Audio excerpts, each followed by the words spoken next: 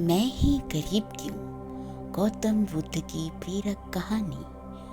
आजकल के दौर में अधिकतर लोग अपने जीवन से असंतुष्ट हैं। उन्हें लगता है कि मैं ही गरीब क्यों, मैं ही दूसरों से कमजोर हूँ। उन्हें अपने आप में दूसरों के मुकाबले कमी लगती है।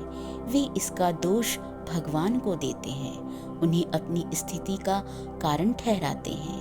इस कहानी में आपको इस प्रश्न का संपूर्ण उत्तर मिल जाएगा और आप अपने जीवन से संतुष्ट भी महसूस करेंगे। तो आइए सुनते हैं भगवान गौतम बुद्ध की प्रेरक कहानी।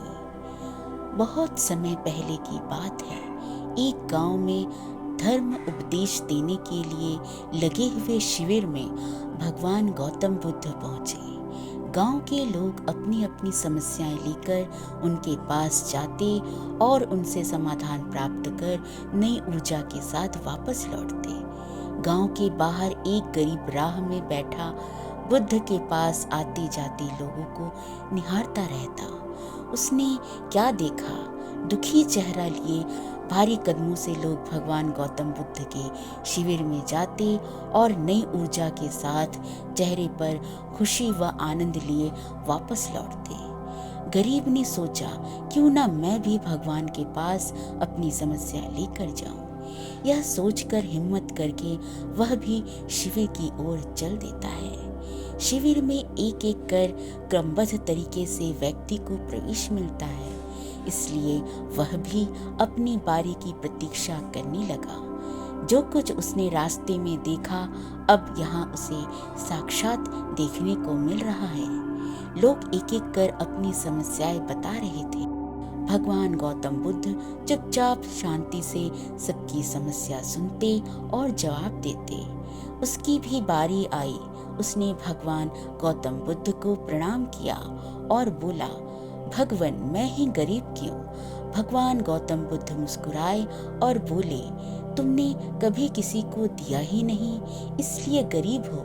इस पर वह आश्चर्य से वह भगवान गौतम बुद्ध का मुंह ताकने लगा और बोला, भगवान, मेरे पास कुछ देने के लिए है ही नहीं। बड़ी मुश्किल से गुजारा हो पाता है और कभी कभी तो भूखे ही सोना पड़ता है। इतना गरीब हूँ। भगवान गौतम बुद्ध शांत भाव से बोले, तुम्हारे पास एक चेहरा है, किसी को भी मुस्कुराहट दे सकते हो।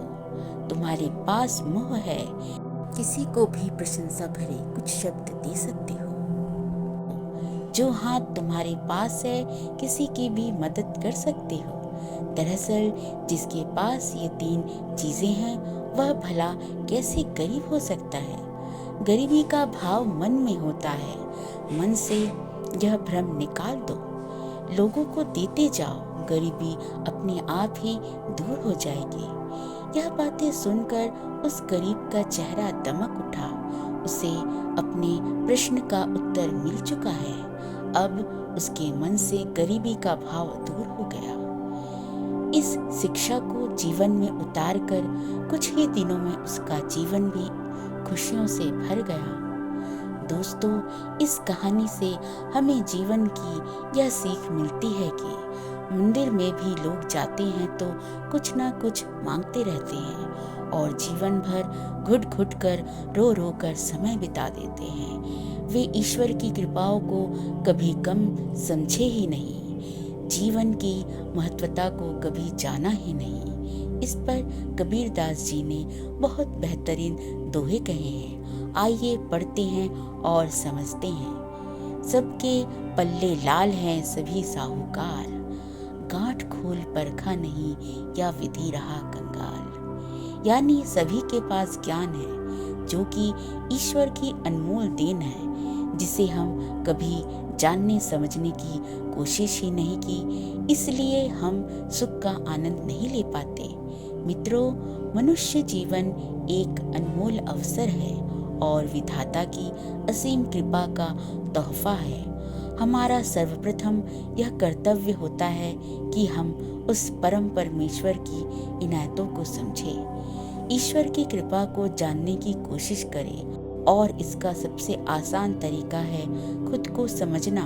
हमारा अस्तित्व क्या है, हमारा लक्ष्य क्या है, हमारे क्या कर्म हैं, आदि आदि।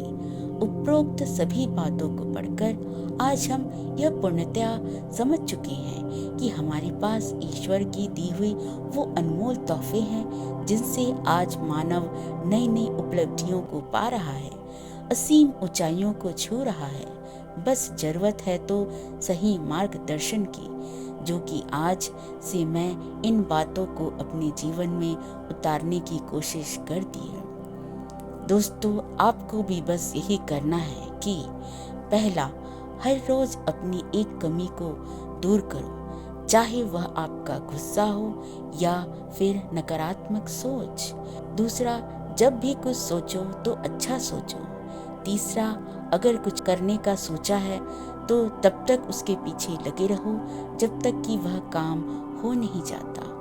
अपने सुझाव और सवाल मुझे कमेंट्स करके बताइए, जिससे कि मैं आपके लिए और बेहतर कर सकूं।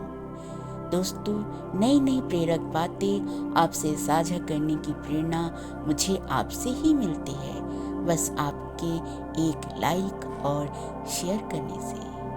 दोस्तों, कहानी अच्छी लगी हो तो मेरे इस चैनल को सब्सक्राइब करें।